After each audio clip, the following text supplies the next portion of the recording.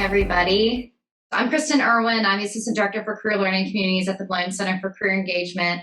My colleague Steve Harrison is also here behind the scenes, making sure everything's working okay on the back end of Zoom, and he'll be checking the chat box as well. And so we are excited tonight to offer this career panel. We've done a variety of these career panels throughout this academic year. The great thing about the pandemic is it has allowed us to provide maybe some more virtual opportunities that we haven't necessarily considered in the past, and that's allowed us to invite a diverse group of alumni to be involved from local to across the country with these sorts of opportunities. So tonight the focus is on real estate and urban development and planning, and so sort of similar yet different fields, and sort of in the same realm though of helping create our communities and to keep them vibrant and keeping our economies growing and changing. We were just talking about Greenville and how much it's changed recently, even more so in the last year with the pandemic, in positive ways. So we can definitely talk a little bit about that as well. But we do have some questions set, but I'm happy to again ask any questions that you all may have, because this purpose of tonight is for you to really just learn from these alumni and professionals, learn about their experiences, pick their brains, and hopefully have some takeaways, and perhaps you might even have the opportunity to have some follow-up conversations with them after tonight. So take advantage of this next hour to just listen, learn, and engage, and we'll see where the conversation goes. So I'll get started tonight in asking our panelists to introduce themselves. And if you all just wouldn't mind telling us a little bit about who you are, what you majored in at Furman, when you graduated, sort of a little bit about, what your career path has been like so far, anything else that you think would be good for our students to know about you before we get started. So I will start with David, if you don't mind. My name is David Montgomery. I'm the long-range transportation planner for Consolidated Planning Department for the city of Sanford, Lee County, and the town of Broadway. So basically, we handle all the planning activities for the county and the municipalities within that county. We're about a 35-minute drive south of Raleigh and about a 25-minute drive north of Pinehurst and Fort Bragg in Fayetteville, North Carolina. I graduated from Furman in '95 with a business administration and urban studies degree. I am a native of Florida, born and raised in Tampa, Florida, but reside in the city of Sanford now with my wife and 3 sons. And just a little side note, my wife and I own 6 commercial buildings in downtown Sanford and are hoping to close on our 7th at the end of this month. So that's sort of my spiel. Mm-hmm. Yeah, so you dabble in real estate too a little bit, huh? Yes. Very cool. All right, well, Lesley, how about you? Hey guys, my name is Lesley Peters. I graduated from Furman in 2001 with Jason Richards, who is also on this call tonight. I'm excited to be here with you guys. I actually started out in residential real estate and had a really early success in my career. I was 26 years old, rookie of the year for my office. And through that, I ended up building a real estate team. My husband came and joined me. And so now we have a real estate team that sells between 200 and 300 houses a year. And there's about 15 of us on that team. And then my husband and I got the opportunity about 5 years ago to buy 3 Keller Williams offices in Metro Atlanta. So we have about 1,300 agents in those 3 offices. And then one of my favorite things that's actually happened through all this is I actually get to travel and teach for Keller Williams across the country. So I am a coach for Keller Williams and a trainer. And so before the pandemic, I was in 36 cities in 2019. And just on the road teaching all the time. We have a 14-year-old and an 11-year-old, and we live about a mile north of Phipps and Lenox Mall, if you know Atlanta. And I think that's. Oh, and my husband and I met at Furman. So we met my freshman year and dated all the way through and married. So Furman is a very special place for us. Thank you. And Jason? Sure. My name is Jason Richards, and as Lesley noted, I'm a 2001 Furman graduate. Lesley sat behind me in History of China our junior year. And who knew we'd be on a Zoom call? It wouldn't make sense if we'd known that then.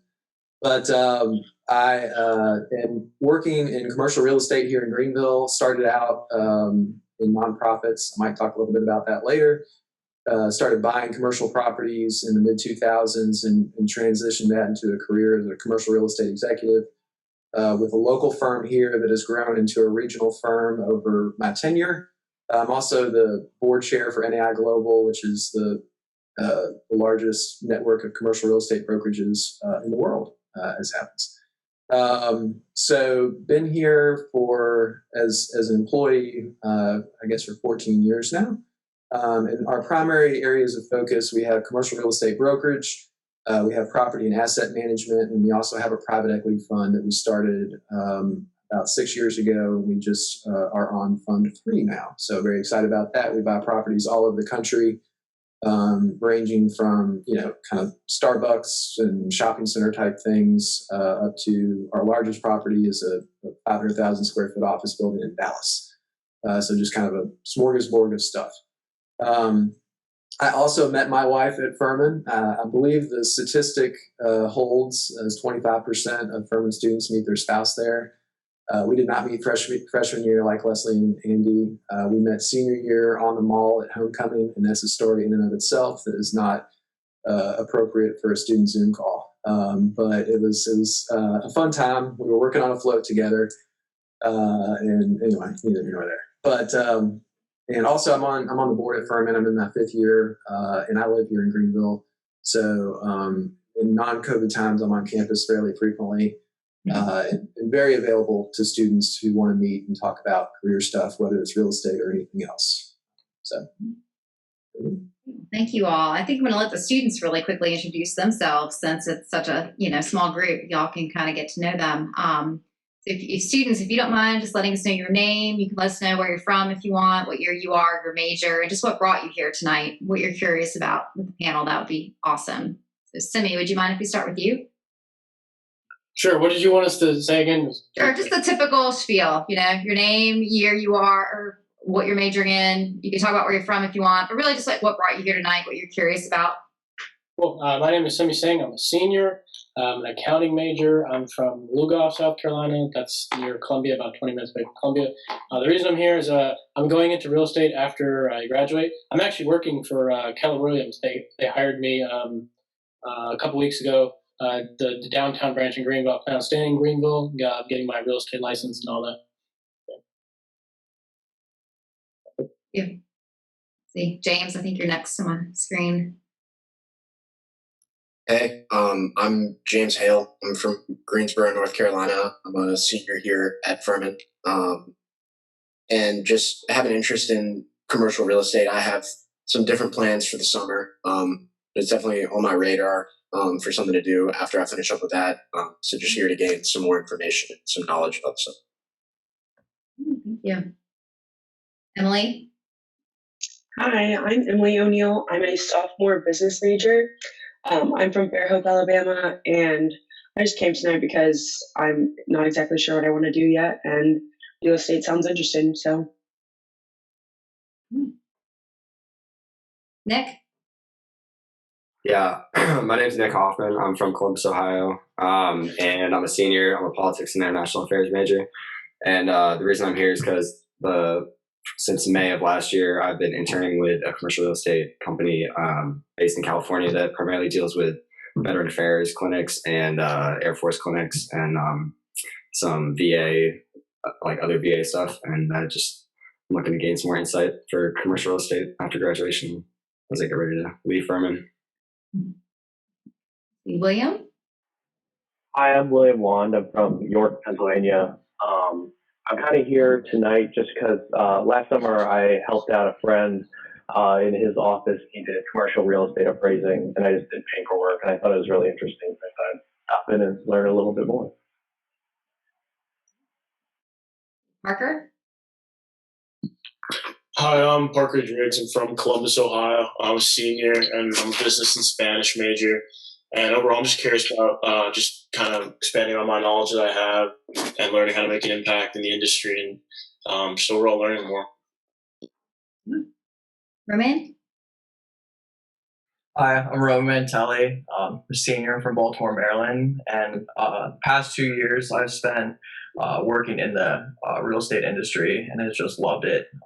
And this previous year, I was with a commercial real estate firm here in Greenville, SVN Blackstream, and kind of helped with multifamily development and kind of the ins and outs of the commercial real estate industry, and really just trying to learn more about commercial real estate itself and real estate as a whole, and kind of learn more about the career and my journey.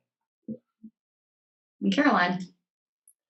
Hi, I'm Caroline. I'm from Columbia, South Carolina. I'm a sophomore. I'm undeclared, and I'm here because I don't know what I want to do yet. Well, thank you for all of you for introducing yourselves. And as you can see, we have sort of a broad mix of majors and years and interests represented. So hopefully all of you will take something away tonight and learn something new, and hopefully give you some information to work with. So we'll go ahead and get started. For our panelists, I would love to know, all of you gave us a little glimpse into your path thus far, but were there any unexpected detours that you took, or kind of went a different direction than maybe you had anticipated that you would when you started at Furman? I'll go first. So I had no direction. I was a political science major because I liked the classes. I had a really good professor my freshman year, Dr. Kaup, who I think is still there. She was Dr. Palmer then. It was her first year. We're actually really good friends, and my wife and I have gone to China with her post-graduation. So you never know where you're going to go with your professors. Be nice to them. But anyway, I didn't know what I wanted to do when I graduated. I actually started out in nonprofits. After Furman, I went to Duke and got a certificate in nonprofit management, and worked for several nonprofits, and started buying real estate kind of on the side as just an investment. And that's kind of how I got into the business. So it was kind of a circuitous route. And what I always tell Furman students, especially, in a liberal arts school, it's really okay not to know what you want to do when you graduate. And in fact, sometimes I'm kind of suspicious of someone who comes in super driven freshman year. Not suspicious, but you might miss an opportunity if you've got an end in mind and you aren't willing to deviate from it. And there's nothing wrong when you graduate with not knowing what you want to do for the rest of your life. So I didn't end up in real estate really as a career until I was 27. Obviously kind of grew into it organically, which I think is not the worst path to do. So don't be freaked out when you're at graduation and everyone else is telling you where they're going to work and where they're going to graduate school next year, and you don't have a clue, because that was me, and it worked out fine. But use career services.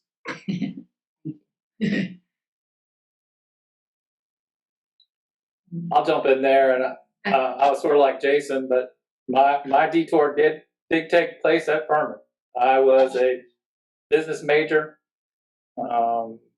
I thought that was a great springboard into anything you could possibly do. But the great thing about a liberal arts college is they require you to do a lot of electives. I took Political Science 101 with Dr. Halva Neubauer. Probably the end of my sophomore year, maybe even the beginning of my junior year, and I absolutely loved it.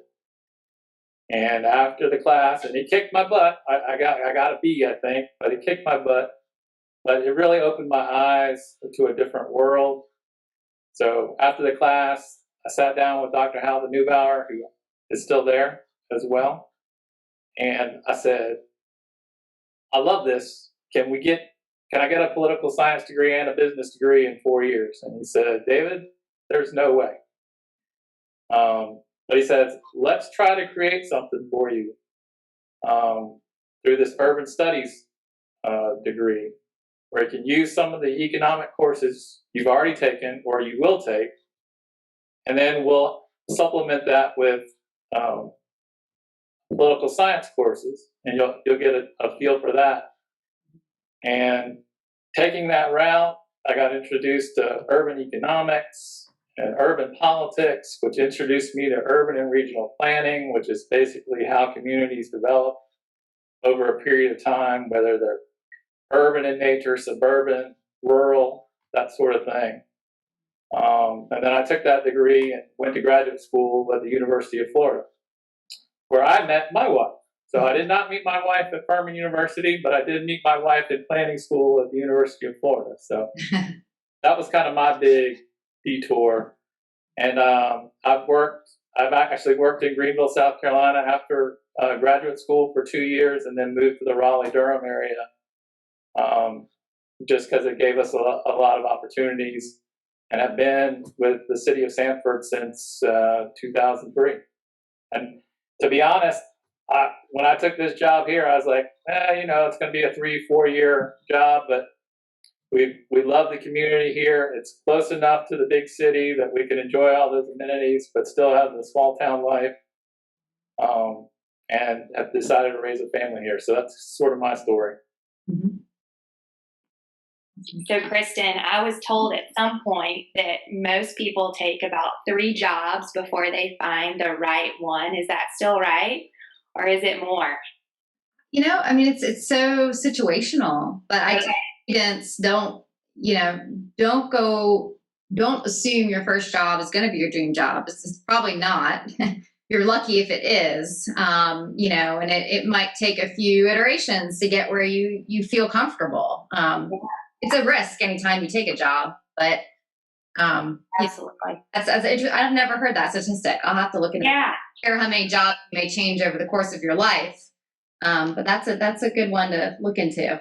Well, it made me feel better when I heard it, because like the others, I came out with a business degree from Furman. And to be honest, I got a business degree because my dad said that that's what I was going to get, right? Anybody else had parents that are like, you do not need to do whatever it is, like get a business degree because you can always get a job, right? I am glad I have that business degree from Furman. But I got out right when 9/11 actually hit. And Jason, you remember this well. And I had not taken a job because I got engaged that summer, and I went home and did wedding planning and was going to get a job in the fall. And so there weren't a lot of jobs available. And I took a job as an underwriter for State Farm Insurance in their regional office. And that was a terrible match for my personality. It was in a cubicle all day, and I was literally underwriting automobile insurance policies, and I made it less than a year. And about 10 months in, I called my dad and my mom, and I said, I cannot do this. The business world is not for me. I mean, here I am deciding that after 10 months. But I'm like, the business world is not for me, and I'm going back and getting my master's in teaching, and I'm going to be a school teacher. And my dad said, I did not send you to Furman University to become a school teacher. Like, you could have gone anywhere, right? I didn't send you there. And I was like, oh, Dad, whatever. So he made me pay for my master's, which I did, and taught for 5 years. But by year 4, I wasn't loving teaching, and I really felt a calling. I have this entrepreneurial spirit, and I felt this calling to go back into the business world. And I called my parents again, and I said, I am going to go into real estate, and I'm going to become a real estate agent. And I'm 26 years old.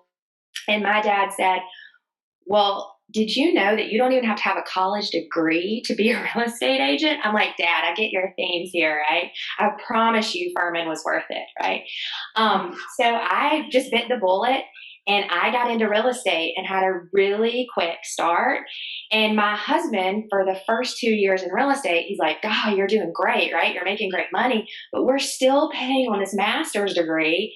I mean, and you're not even using it. Well, the joke's on him, because now I'm using that master's degree teaching across the country for Keller Williams. So life is funny like that, right? It comes around in full circle. And the great thing for you guys about liberal arts is that you get to take all these different courses. You get to participate. Do you still have CLPs?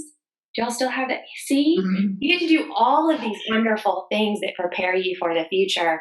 And I tell you what, Furman sure did that for me. So, his money was worth Furman, and now he'll tell you that, especially now that we're running businesses, you know?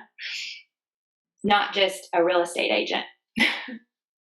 Well, thank you for sharing those paths that you've taken, because I think it is important for students to hear that there isn't often a direct path. If anything, it tends to wind and weave. And when you look back, you sort of do see how it all sort of connects and how it ends up working out.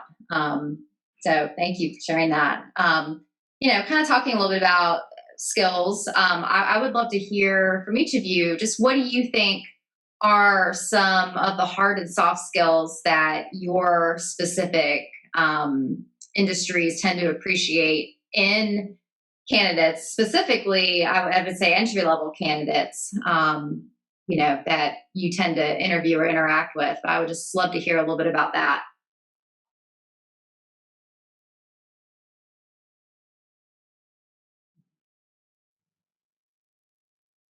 I guess I'll jump in here first. Okay, go for it.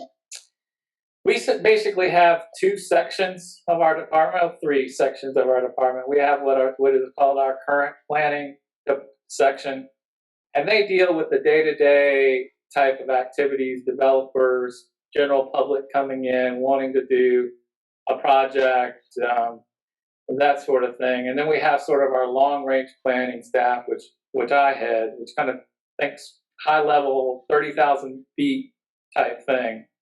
And I would say that, if you're outgoing and detailed oriented, you're probably going to want to be in the current planning section. They are on the front lines of the development community.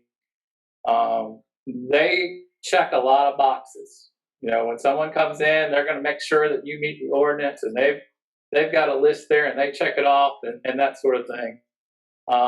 And they also get to work on projects where they're completed in a timely manner. So they're working with developers or the local folks, and those people have put a lot of money and time and effort for those projects, and even before site work has been approved. So when they get the okay, those projects typically turn over in a 2 to 3 year period of time. On the other hand, the long-range planning staff is more, I would say, for someone who's analytical in nature, who is very patient, and maybe even a little bit introverted. I would say that, most of the projects I work on, transportation projects, greenway development, streetscape, parks, that sort of thing, are 5, 15, 20 years down the road. My wife often says, I could not do your job because it takes so long for a project to get completed. And, that it's money, it's bureaucracy, that sort of thing. So in that sense, those are kind of the soft skills, I would say.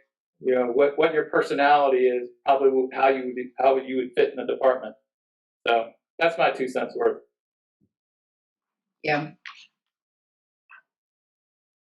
I'll go next. I think, to me, one of the most appealing things about real estate, at least as we do it, is, I always say the two core personality traits are work ethic and personality for our company.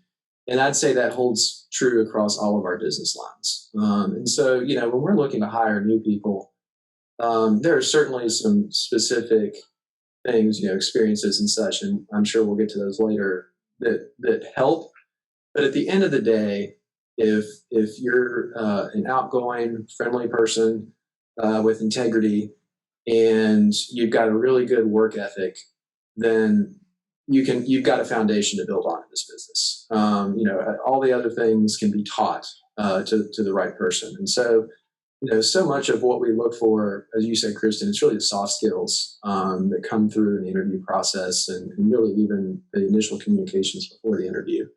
And a lot of that, I felt like, at least I learned at Furman through, the interactive nature of a liberal arts education at a smaller school relative to going to a larger school where you're just kind of going through the motions. So I thought in that regard, Furman was really helpful in laying the groundwork for the business world.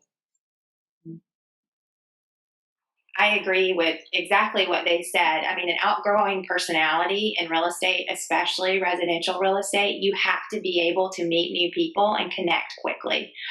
So that's the first thing I'm looking for. When I'm looking at applicants that join our team or any of our Keller Williams offices, I'm really looking for, I mean, how influential are they? How many Facebook, or not Facebook for you guys, how many Instagram followers do you have, right? So I want to see someone that's a networker. So someone that builds connections quickly and has a large client base. Because when you're in residential sales, you're out there fishing. You're finding your own clients. Most people don't know that. Most people think that you join a brokerage and the brokerage just gives you business, and that's not how it works. So that hard work is really important, and you have to have a lot of grit. Have any of you read the book by Angela Duckworth called Grit? It is an amazing book, and you should totally add it to your list. It talks about that the most successful people in the world aren't necessarily those that are the smartest, right? They're the people that have grit, tenacity. If you get knocked down 7 times, you get up that 8th and you just try it again. And so many people think residential real estate is just opening doors, right? Oh, I get to see all these pretty houses.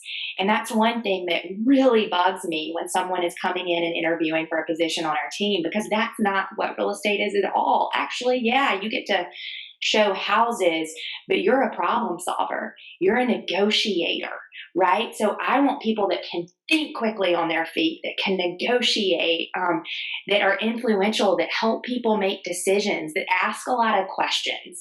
So all of those are kind of soft skills that I'm looking for.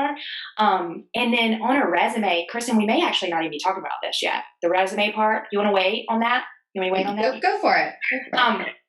So when I'm looking for resumes for, and I'm looking at hundreds a week, right?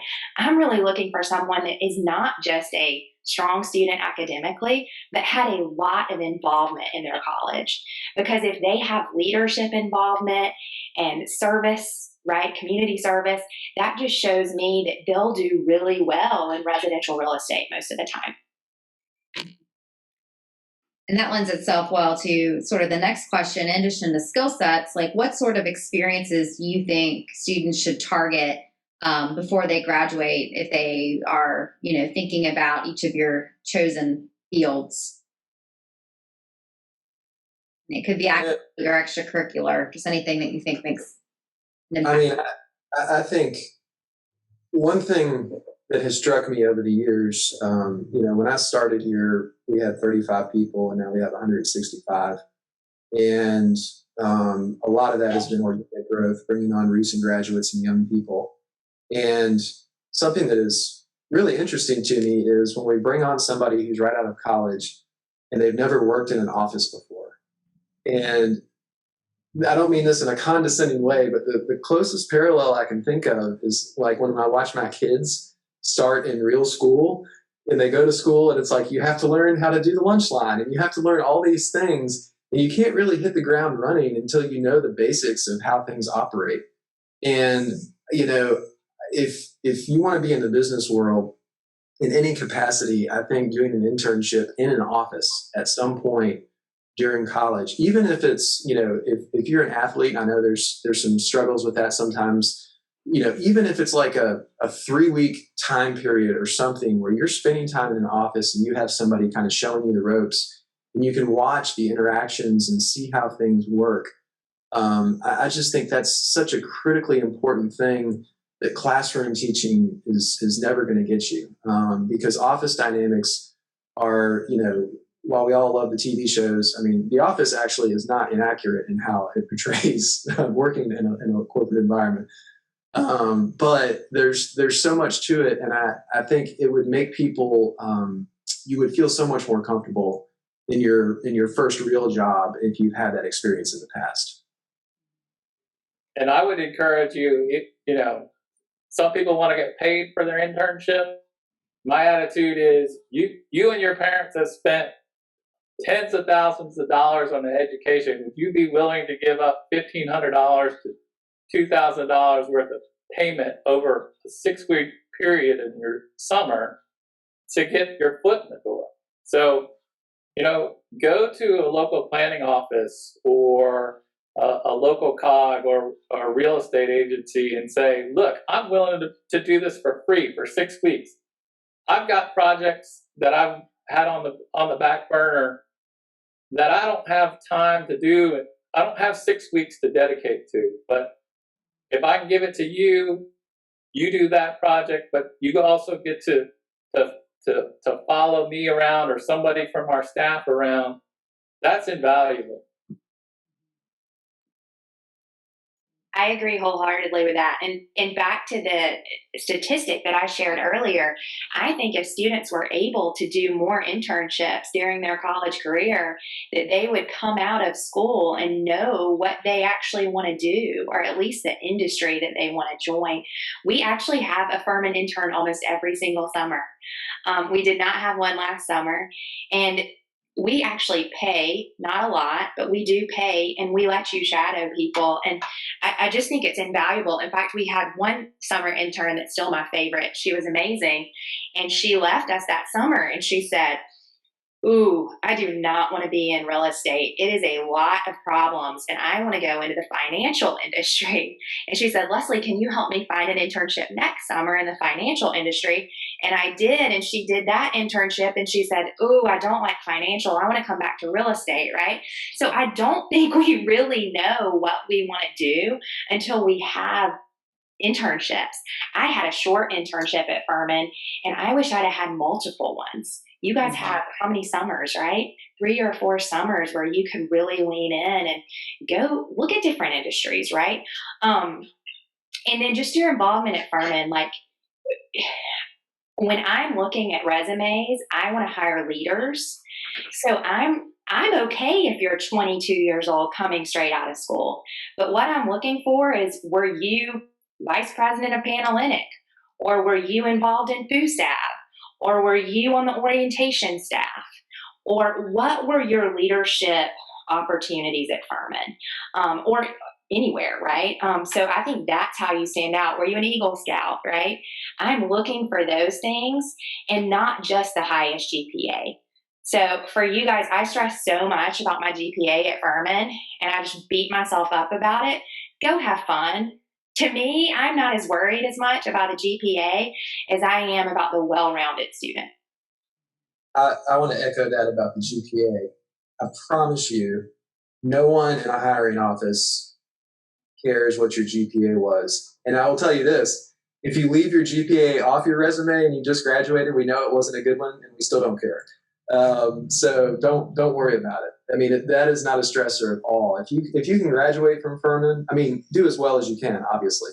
But if you graduate from Furman, that's good enough for me. And your ability to articulate your experience in the leadership, like Lesley just said, all of that is what matters. A GPA has never pushed someone forward or backwards in the line at all in my 14 years of hiring people here, ever.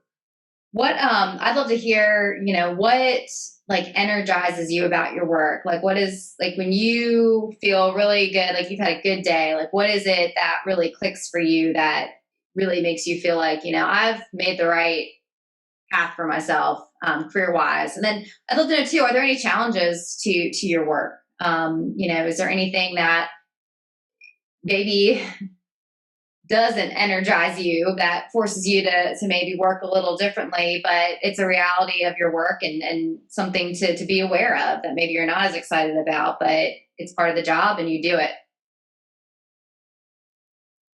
I get energized just by being around people. I think Lesley referenced this as well, but real estate is, people look at it as transactions on the brokerage side, especially, in terms of whether you sell a house or you sell or lease a commercial building, and it's a transaction. But really, if you view it that way, you're not going to do a great job. It is a relationship business.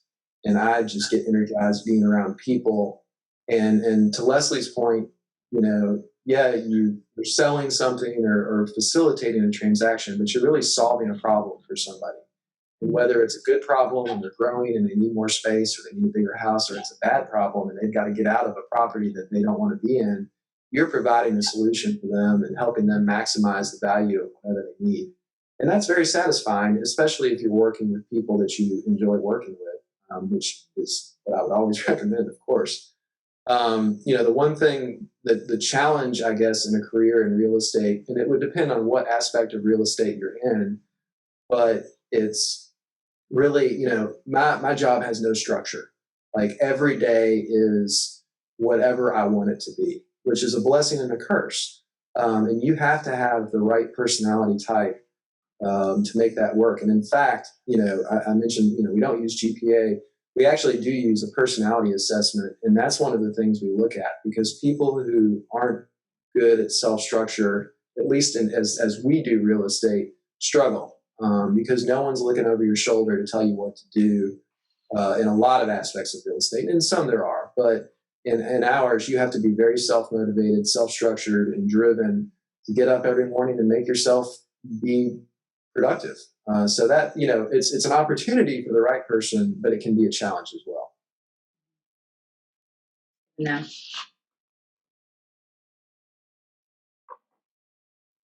I would say for me, I guess my biggest challenge, I went to planning school and been a professional planner since 97.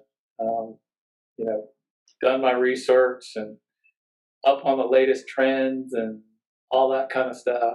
And I can get up in front of city council and give them my best professional opinion and all that kind of stuff. And at the end of the day, they're going to make a political decision 9 out of 10 times. They've got folks, and most of their decisions are legislative in nature. They have people lobbying them. They have their best buddy from high school who would never do anything possibly wrong or whatever, and they're going to make a political decision. And you got to be okay with that. And sometimes you win some, sometimes you lose some, and that's okay. I mean, because they're coming at it from a different angle than I. But one of the best pieces of advice I ever got from somebody is celebrate your successes. Sometimes we get a project done and we're on to the next one, but sometimes you got to take the time to say, wow, we did a good job there. So that would be my kind of benefit drawback to sometimes my work. So for me, it's all about the mission of our company, which is we created it, probably 8 years ago, because at some point in life, it's no longer about the money, right? I always talk about it's going from success to significance. And for me, we've had great success. So now I want to be this significant to other people. So our mission is to create massive opportunities for others through real estate. And that is what jazzes me every single day. So that could be a massive opportunity for a family that just relocated to Atlanta and we found them the house and we won out over 20 offers, right? Or that could be helping an elderly person sell their home and get to assisted living, right? Whatever that opportunity is, you don't realize how residential real estate, and commercial too, right? But how residential real estate is truly most people's largest transaction they'll ever conduct. And it's emotional. And so being a part of that is really exciting and helping people, change their lives. And then the second part of that is creating massive opportunities for the others on our team. So the people that I get to change the trajectory of their families' lives every single day by them working with us, right? To working together. So I get really jazzed when that salesperson has their first $100,000 year and they're able to do something really exciting for their family that they never thought would happen in a million years. Or bringing a mother back from, maternity. She's been home with her kids for 10 years and now she comes back into the business and she has her first job since her kids have graduated. Whatever it is, it's creating massive opportunities. And then the third for me is we create massive opportunities for others through real estate by investing in the charities and giving back. So that's a huge part for me of what fires me up to do what I do. So passion for me is really going to success to significance and helping other people, whether it's sell a house or lead my team. And then the frustrating part about our jobs as people too, right? You're in the customer service industry, so you're always going to have really challenging people, either people that are clients or people on your team. And so really learning to be adaptable to all personalities and really learning to work with all different kinds of people. So it's a blessing and a curse. All good information. Students, before I ask any more questions, do you guys have any questions you want to ask the panelists? If you do, feel free to ask. Yeah, I have a question actually. Go for it. So do any of you guys like have a real estate license at all by chance? Yeah. Your process of getting that, like what were some challenges and how were you able to get past? Because I'm in the licensing process right now, taking like online classes to get certified in South Carolina. I'm just wondering how you guys went through that. I mean, South Carolina's it's fairly straightforward. When I did it, they did not have the online option. You had to go in person to prove you were actually, doing it. I know it's obviously that's changed a lot, especially in the last year, but it's fairly straightforward. I mean, when I did it, it was an 8-day pre-license class, and then you took a test, and then you had, I think it was 60 hours of post-license you had to do within a year. And then you have to have a place to hang your license, but it sounds like you're already affiliated with the KW office, and they'll let you hang it there. So, getting a license, other than time, the time commitment, which is, a few weeks, and the financial component, I think it's maybe $400 or $500 or something like that to get. It's really, it's a non-event. It's not hard. I will say this. Lesley's was talking about, the positives and negatives of people in general. Taking the real estate license class in person is a fascinating, you could write a sociology paper. There's 60 people in a room, all with very different motivations and reasons, ways they've ended up there. Some great reasons and some really curious ones. So that is one of the sad things about doing it online is you don't get to experience that. But as a Furman grad, it would make you feel really, really good about yourself. I promise you that. Well, thanks. I actually have one more question.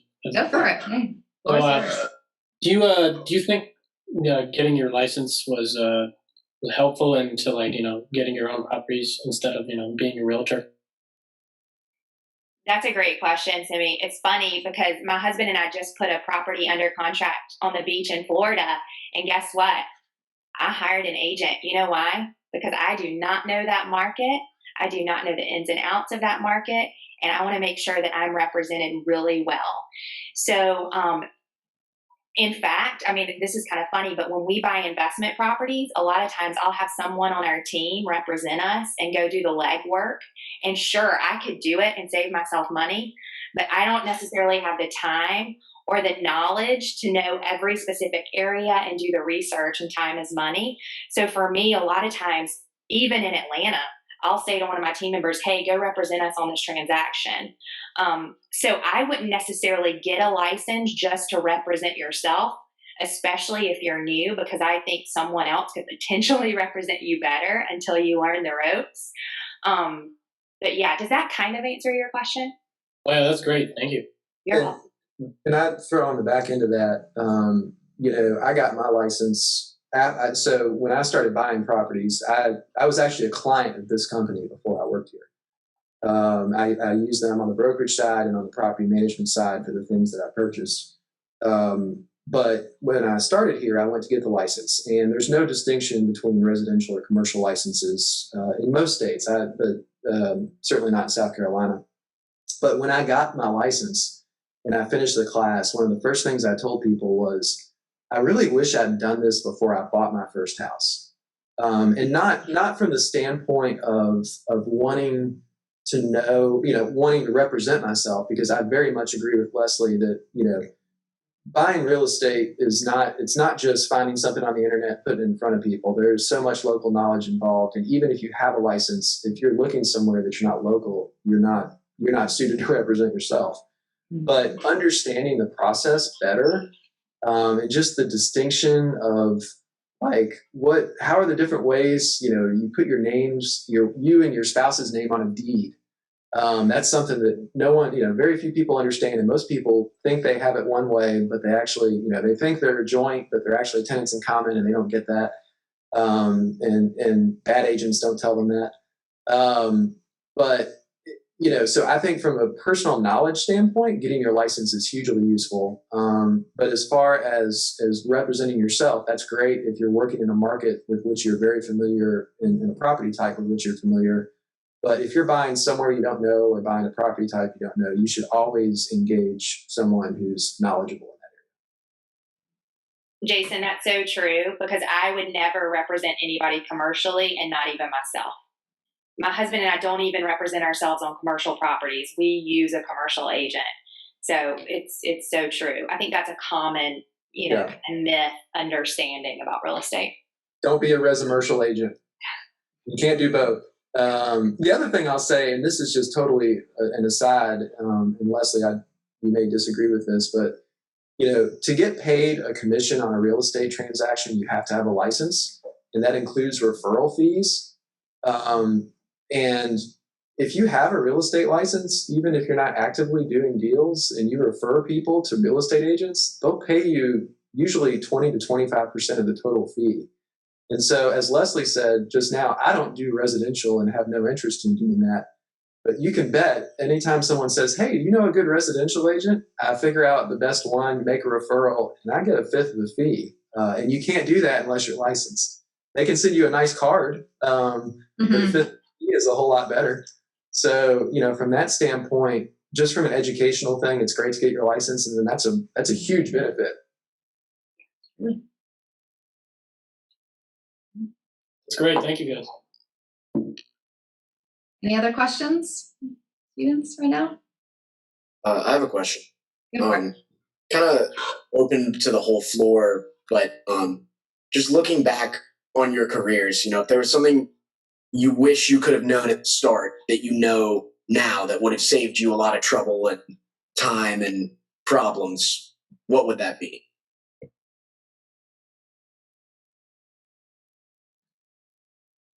I need more than 5 minutes for that. There's so many things, but I guess one of the things, and this is not necessarily real estate specific, but I talk to Furman students a lot one-on-one, and I always try to think, what do I wish someone would have told me? And whether it's real estate or whatever, reach out to people. Furman graduates. Almost, I can't imagine someone turning you down to have a discussion about what they do, whether that's someone here in Greenville or someone in Atlanta that you talk to. Now everyone's comfortable with Zoom, so that makes it a lot easier. But the only way that you're going to figure out what you want is by learning what other people do. And real estate is such a broad profession. There's a million different ways that you can be involved in real estate. And the same is for insurance and banking and everything else. And the only way you're going to learn that, you can't have an internship and everything, but you can have a 30-minute conversation with somebody and really get a feel for what they're doing. And the most important thing that I always say is figure out how they spend their day. And is that how you want to spend your day? And just having those conversations, I didn't start doing that until after Furman, until frankly, I was a couple years out of Furman. And I wish I'd started doing that my freshman year, and doing it. I would set a goal to have 5 to 10 of those conversations per semester, to be honest, especially with people being comfortable with Zoom now. And if you do that, you will be so far along in terms of narrowing down what you want to do and figuring out why you want to do it. Thank you, Jason.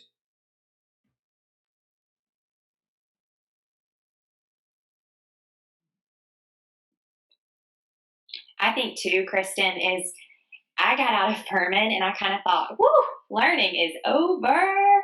No more books, right? No more studying, right? That is gone. And I think reading for me has been something that I actually didn't like to do when I came out of Furman, because I was like, you have to read so much. Yeah. And then now I have a business book going all the time. So, I mean, lean into people, ask them what books change their lives, right? And then going back to Jason, I think that piece of advice is probably one of the best pieces of advice anyone could give you, is really look for mentors and find those people and build relationships. Our lives changed in 2014 because we went to breakfast with a regional owner of Keller Williams. And we said, you know, we feel really stuck where we are. We just can't break the ceiling to the next level. And he said, well, I'm going to give you 2 pieces of advice. He said, number one, he said, is you guys have to find out who you want to be when you grow up. And I mean, literally, we're thinking, oh my gosh, we know exactly who that is. We had a couple in mind that owned 6 Keller Williams offices and had a big team and taught across the country. And so we could envision it. We could see it, right? And then the second question he asked, or he told us, he said, you know, you can only get free advice for so long. And I know this is hard for you guys to think about because you're not earning yet. But he said, you can only get free advice for so long. And at some point in your career, you're going to have to pay people to coach you. And so for me, what's changed my life is coaching. I mean, you guys think about it. If you're a soccer player or whatever you do, like, you need accountability and coaching to get to that next level.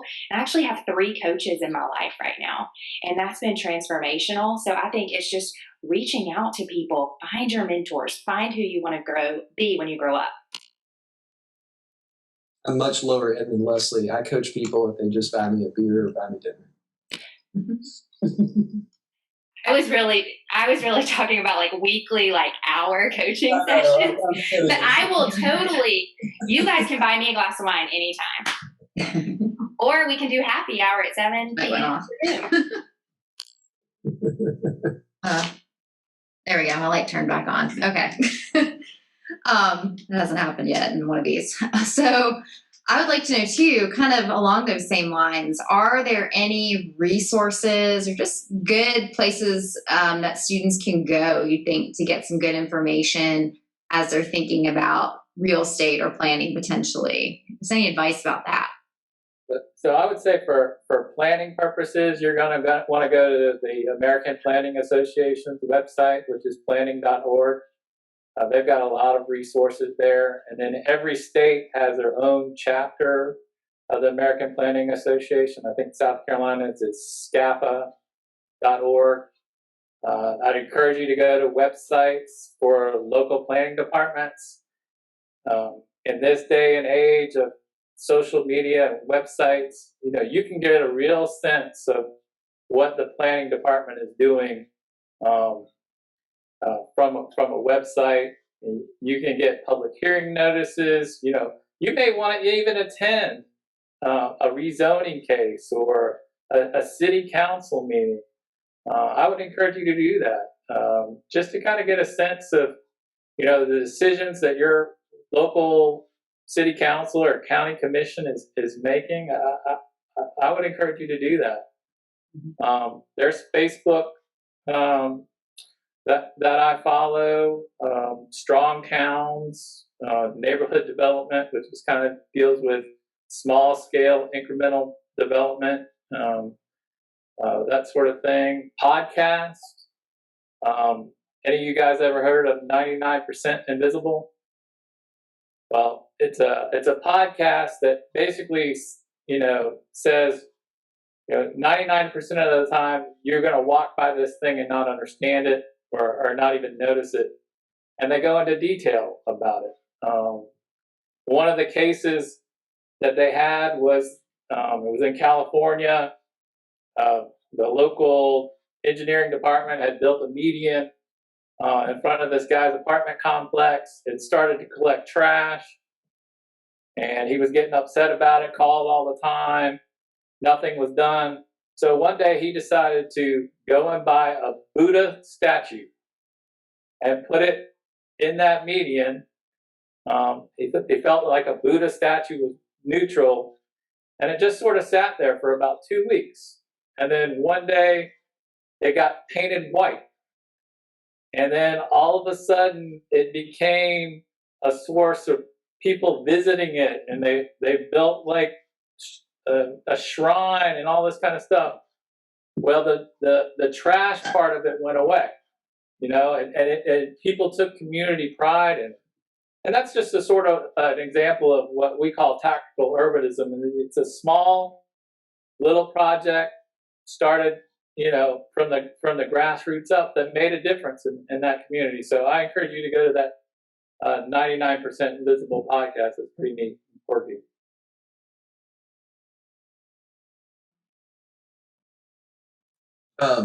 I think, if you're serious about real estate, a couple of things I would advise, obviously look into getting your license. If you're really serious and you're interested in being an agent or a broker or whatever, that's it's time and money commitment, but it's something that you have to do, and you can hit the ground running if you've already got it.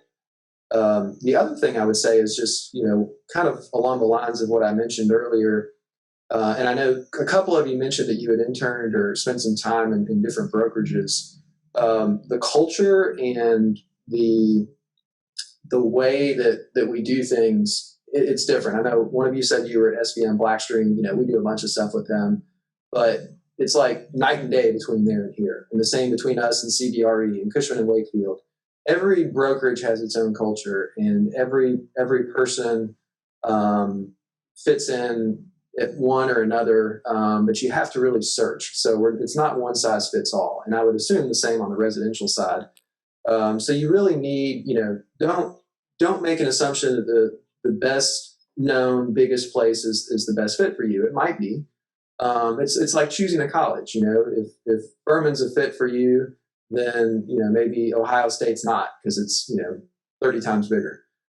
So you just kind of have to you have to put in that legwork. And as far as sort of educational resources beyond the licensure, if you're real serious about commercial real estate, and I'm really serious, one of the designations that you can get is CCIM, which is a Certified Commercial Investment Member, and that's focusing on investment brokerage, but also just commercial brokerage in general.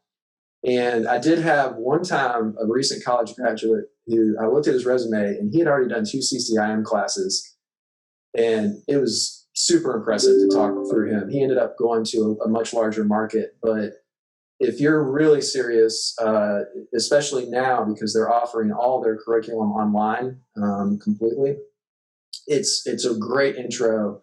And again, it's a commitment of time and money, but would really give you a leg up, and that would stand out on a resume big time if you were looking at commercial opportunities. So just throwing that out there. Yeah, if you're really interested in residential real estate, there is a book that is called Millionaire Real Estate Agent by Gary Keller, and it actually walks you through what it's like to build $1 million real estate team, all the systems, tools, and models. I love it because I'm kind of a numbers nerd, and I love the business side of things, and so it just really shows you the systems, the tools. Look at you, Simi, to build a really big business, and it's not about the money, right? It's to build a big life for yourself and to be the best you can be. So I highly recommend that book. Like I said, I am here in Greenville, and I'm not sure if Furman, are there still rules about not doing stuff with people off campus or whatever? I'm not sure, but I'm always happy to meet. I'm in Methodical Coffee every morning at 8:30, including Saturdays. So if you want to meet over a strong cup of coffee, I'm happy to do that. But I'm also happy to talk by phone, email, Twitter, LinkedIn, whatever. So just let me know if I can help you in any way.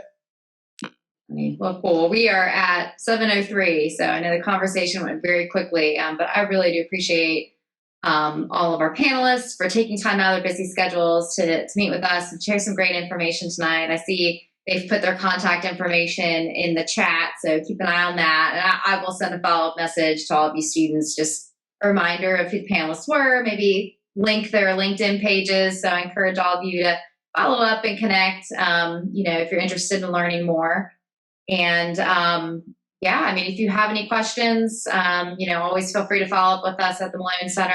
We have different resources that we can show you and sort of help guide you in the right direction. I know some of you are getting ready to graduate, so we'll be around over the summer if you need us. And same goes for all of you who will be back next fall too. We're here to help. So thank you to everyone. And I hope you have a great evening and rest and weekend ahead, I should say. We're almost that Friday.